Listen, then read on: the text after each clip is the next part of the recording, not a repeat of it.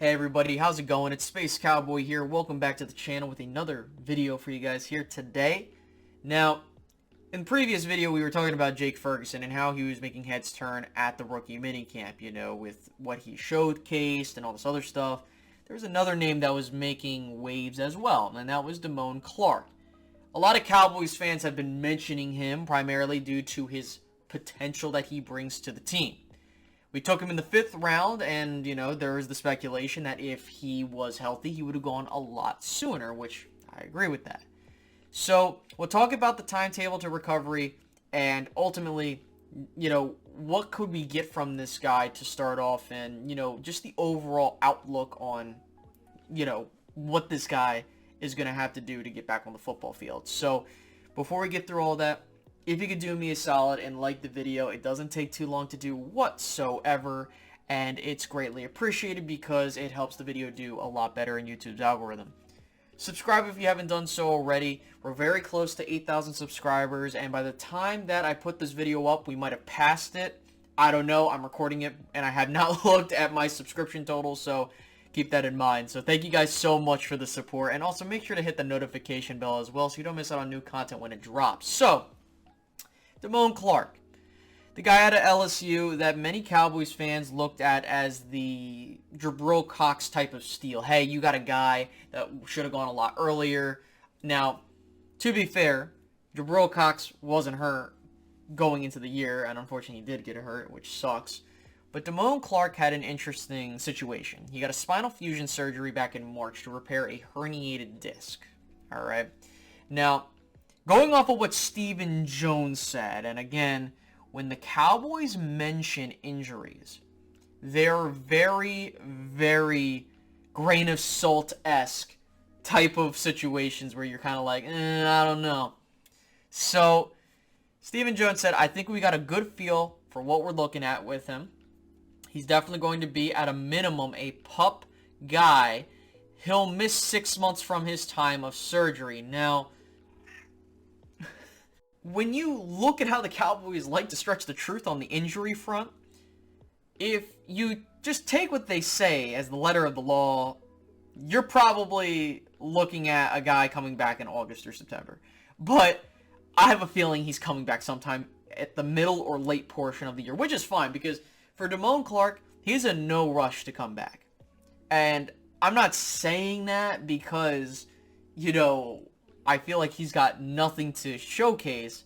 I'm saying that because I would rather he recover properly and we don't thrust him in there and then we end up being in a situation where you got a guy that's injury prone, which the Leighton Vander Esch spinal fusion surgery on his neck is a similar procedure that Clark had, but with Clark, he had it in a lower, I think it was in the lower part of his back with the herniated disc, you know, with LV, that being for his neck. So, you know, we just got to monitor it because if you're looking at it this way, the Dallas Cowboys used the 5th round selection, which historically they have not done very well over the past 10 years. Okay, let's just call it a truth there. So, it's a gamble. If it works out for you, you got a solid starting rotational guy in your linebacking core. If it doesn't, oh well. That's just the honest-to-God truth of the matter. That's why, you know, when we talked about the Cowboys being interested in Anthony Barr, I think that this is one of the primary reasons, that and Jabril Cox, but again, we've already talked about that. So, the biggest question mark is, okay, if he does return this year, now, what comes next, right? So, if Damone Clark does make an appearance in 2022, I would imagine very limited reps or kind of a buildup of reps as the season goes on. And if I'm Dallas, you're probably looking at a situation where, okay, we'll give him a couple snaps at a rotational linebacking role, and then 2023 is when we'll go all out and we'll take care of business, right? So, the way I look at it there, it makes sense for what the Cowboys are doing. I know that some people have mentioned it's similar to a Jalen Smith-like selection, which, no, because you're talking about two different types of injuries, number one. A guy that could have gone in the top 5 or 10 of that draft that it's a different circumstance. So anyone that's trying to compare this to a Jalen Smith situation, incorrect. It is not.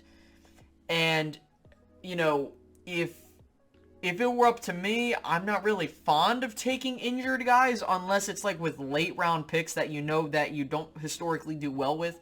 So day 3 is when you take guys like that. And the Cowboys did just that. So I would say the time frame is that you see him come back in the middle of the season. They give him limited reps / playing time. And then they go forward from there. Okay? And 2023 is going to be a year where we'll see if Damone Clark is A-okay, or maybe it's just not meant to be. But when you look at this linebacking core that the Cowboys have constructed over the past 2 years in the Mike McCarthy era, you know, they've done a pretty remarkable job at adding solid guys in there. Now, I'm not going to sit here and say Damone Clark's going to be a Pro Bowler. I'm not going to sit here and say that Damone Clark is going to end up being the next great thing. However, I think that if he comes back healthy and there's no issues, you got yourself a solid linebacking core that you rebuilt without a lot of premium draft capital. Outside of Micah Parsons, obviously, but that's really good. That's really good news, and that's a good sign for the Cowboys defense going forward. If it doesn't pan out, hey, that's okay, because you can always continue to add guys down the road. So, I hope you guys enjoyed today's video.